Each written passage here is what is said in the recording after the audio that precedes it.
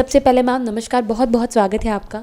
गर्भावस्था के दौरान बहुत सारी वैक्सीन लगाने के लिए कहा जाता है। अब अति का तो कोई अंत नहीं है, जितने लोग लगवाते चले जाए, लेकिन ऐसी कौन सी बेसिक वैक्सीन है, कौन से बेसिक टीके हैं जो हर गर्भवती महिला को लगाने ही चाहिए?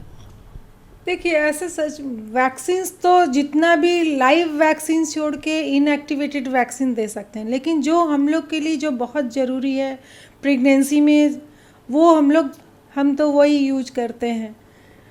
सबसे ज़रूरी है, हम लोग तो सबसे पहले एक टिटनस का इंजेक्शन देते हैं जो 16 वीक्स में देते हैं। जो फर्स्ट डोज होता है उसका 2 डोज देना बहुत ज़रूरी है, और हर प्रेग्नेंट लेडी को देते हैं 16 वीक्स में फर्स्ट डोज, और सेकेंड डोज 30 डेज के बाद 4 वीक्स टू 6 वीक्स के इंटरवल में उसको रिपीट करते हैं, है ना। और जो गाइडलाइन अभी आया है कि सेकेंड डोज यदि 3 साल का छोटा बच्चा है और वैक्सीन उसको टिटनस का डोज पड़ा हुआ है फर्स्ट प्रेगनेंसी में, दोनों तो नहीं देते हैं, सिर्फ सिंगल डोज देते हैं जी। लेकिन अभी तक तो हम लोग हर पेशेंट्स को दोनों ही डोज दे रहे हैं, फर्स्ट 16 वीक्स पे, दूसरा रिपीट 30 डेज के बाद 4 वीक्स टू 6 वीक्स में रिपीट करते हैं जी। टिटनस का वैक्सीन। और कुछ वैक्सीन्स जो नए आए हैं, जो टीडैप वैक्सीन है, जो टिटनस और पर्ट्यूसिस और डिप्थीरिया, तीनों जो फीटस के लिए भी, बच्चे के भी इम्यूनाइजेशन के लिए है, उसको हम लोग 27 वीक्स के बाद देते हैं। जो सेकेंड डोज है टिटनस का, उसको हम लोग नहीं देते हैं, और उसके बदले वही बूस्टरिक्स देते हैं, टीडैप वैक्सीन देते हैं, जो 27 वीक्स के बाद है, जो बच्चे के लिए भी वो वैक्सीन डिप्थीरिया पर्ट्यूसिस से बचाता है जी। एक तो ये वैक्सीन देते हैं। दूसरा हम लोग ये इन्फ्लुएंजा वैक्सीन देते हैं, तो इन्फ्लुएंजा वैक्सीन्स भी देते हैं हम लोग, वो भी सीजन के समय इन्फ्लुएंजा वैक्सीन देते हैं, उसको तो किसी भी ट्राइमेस्टर में दिया जा सकता है। और हेपेटाइटिस बी वैक्सीन का ऐसे तो हम लोग नहीं देते हैं, लेकिन कोई हाईली एट रिस्क जो पेशेंट्स है उसको हम लोग दे सकते हैं हेपेटाइटिस बी वैक्सीन।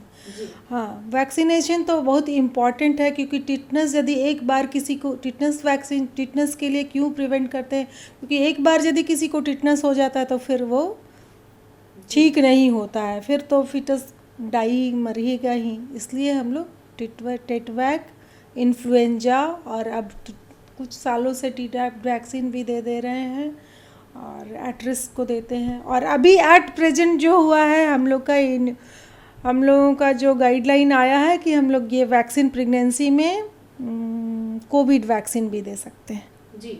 किसी भी ट्राइमेस्टर में कोविड वैक्सीन, प्रेगनेंसी, लैक्टेशन किसी में भी देना है जी। तो उससे कोई प्रॉब्लम नहीं होगी फीटस? नहीं, मेन प्रॉब्लम तो नहीं, अभी तक तो किसी को प्रॉब्लम नहीं हुई है। और लेकिन यदि कोविड हो गया तो उससे ज़्यादा रिस्क है जो किसी बेबी के ज़्यादा पहले, है ना। इसलिए कोविड वैक्सीन तो देना ही देना है, जो अभी हम लोग का गाइडलाइन आया है नया रिसेंटली जी। एक चीज़ यहाँ मैं ये जानना चाहूँगी कि प्रेगनेंसी के दौरान जेस्टेशनल डायबिटीज़ का जो खतरा होता है वो महिलाओं में बढ़ जाता है, तो उसके लिए महिलाएं कैसे सतर्क रहे? क्या कोई वैक्सीन्स है, क्या आदतें बदलनी चाहिए, या फिर कोई दवाएं? हाँ, ना वैक्सीन है उसके लिए, ना कोई मेडिसिन है, ठीक है, जेस्टेशनल डायबिटीज़ के लिए। बस हम लोग उसको डिटेक्ट कर सकते हैं एंटीनेटल चेकअप में, जो रूटीन चेकअप में एक तो हम लोग बेसलाइन जब फर्स्ट टाइम आती है तब कराते हैं, जिससे हम लोग को उसका बेसलाइन क्या ब्लड शुगर है वो पता हो जाता है। फिर हम लोग उसका रेगुलर चेकअप करते हैं, तो जब भी फिर हम लोग सेकेंड 28 वीक्स में फिर से हम लोग करते हैं, 26 टू 28 वीक्स में फिर ब्लड शुगर कराते हैं, यदि है तो बढ़ा मिलता है। जेस्टेशनल डायबिटीज सिर्फ गर्भावस्था के दौरान ही हो सकता है? हाँ, जेस्टेशनल डायबिटीज़ तो उसका नाम ही है, जेस्टेशनल सिर्फ गर्भावस्था में होता है, और फिर डिलीवरी के बाद सबसाइड कर जाता है।